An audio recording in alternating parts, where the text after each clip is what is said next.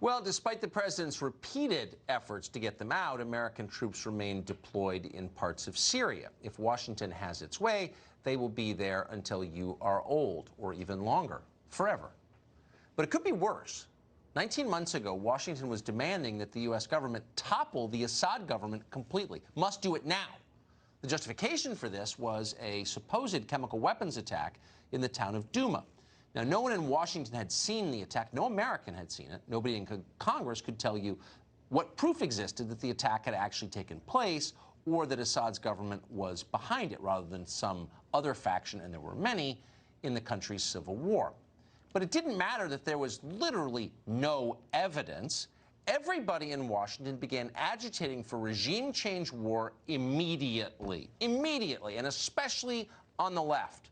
Bill Kristol and Max Boot and everyone at MSNBC and CNN, they were completely for it. This show was not for it. We didn't deny the attack happened. We just told people to be skeptical. Universal bipartisan agreement on anything is usually the first sign that something deeply unwise is about to happen, if only because there is nobody left to ask skeptical questions. And we should be skeptical of this, starting with the poison gas attack itself. All the geniuses tell us that Assad killed those children. But do they really know that? Of course they don't really know that. They're making it up. They have no real idea what happened. And now the same people who brought you a dying American middle class, undefended American borders, and endless pointless wars in countries you could not find on a map are telling the president he's got to depose Assad for reasons that are both unclear and demonstrably dishonest. You got to depose Assad immediately. Wait a second. How did it work when we deposed the last 4 Arab leaders? And wait a second, didn't the Assad government, evil as it may be, protect all the Christians? Shut up, they said. You got to do it now. Well, fortunately, President Trump limited his response to another wave of missile strikes, rather than sending U.S. troops in to topple yet another government in the region. But now it looks like even that response may have not been justified at all. So last spring, the official report of the Organization for the Prohibition of Chemical Weapons, which is the group that monitors chemical weapons globally, said the Douma attack was caused by 2 chlorine gas canisters that were dropped from an airplane. That would suggest the Assad government was behind the attack. Okay. But then last May, a leaked internal document showed that one of the OPCW's top analysts disagreed with that conclusion. He thought the canisters were placed by hand by someone on the ground, which would make it a completely different event.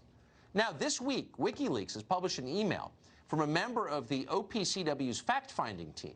That email accuses the organization of altering investigators' original findings to make evidence of an attack look more conclusive than it actually was. Sound familiar? Yeah, we've seen this movie before, with tragic consequences. Yet another OPCW whistleblower has argued that on-the-ground evidence points against an attack happening at all. So in other words, America almost attacked a country and killed thousands, untold thousands of people over an attack that may never have happened in the first place, that powerful people may very well be lying about. And by the way, under a different president, and whatever you think of Trump, this is true, under a different president, say Hillary Clinton, being advised by the Obama foreign policy team, Samantha Power, and a lot of people like Samantha Power with long track records of unwise, indeed stupid decision-making, under that administration, we probably would have invaded. We recently spoke all about this story because we think it's important with Jonathan Steele. He's a former chief foreign correspondent for The Guardian. Here's the conversation. I don't want to overstate this. A lot of us, well, not a lot, some of us, this show, had suspicions from the outset that there wasn't much evidence this had actually happened. What do we now know? Well, we now know from this whistleblower, who prefers to call himself Alex, we know his real name, and we've got proof that he did work at the OPCW. He was an inspector, one of the team of about 9 people who went to Damascus and to Douma to pick up samples on the ground and to talk to witnesses and check the whole thing out. Now, he took these samples, but the main point is that chlorine gas degrades rapidly in the air, so that coming in 2 weeks later, you wouldn't find anything. But what you would find is that the gas can contaminate or affect other chemicals in the natural environment, yes, so-called chlorinated organic chemicals. But the difficulty is that they exist anyway in the natural environment anyway, and in water and so on. And so the crucial thing is the levels. Were there higher levels of chlorinated organic chemicals found after the alleged gas attack than there would have been in the normal environment? And when they got back to the Netherlands, to The Hague, where the OPCW has its headquarters, the samples were sent off to designated laboratories. Then there was a weird silence developed. Nobody told the inspectors what the results of the analysis was. And it was only by chance that the inspector found out that 3 weeks earlier the results had come in and they showed no difference at all.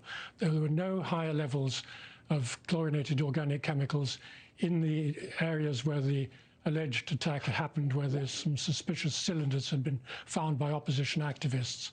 And so it didn't seem possible that there could have been a gas attack because the levels were just the same as in the natural environment. Well, I'm confused by 2 points. So first, we were told, and again, sternly lectured, that the U.S. government had absolute evidence that this gas attack took place, A. B, if OPCW knew that there wasn't actually evidence, why did it take a whistleblower to tell the rest of us? Well, on the first point, I mean, they just rushed. It was rushed to judgment. The missile strikes, which included British and French missiles as well as the American ones, happened about 2 or 3 days after the alleged gas attack, when no inspectors had been on the ground. There was no evidence on the ground, so it was just fabricated, as it were. The reason to go in, it was a rush to judgment.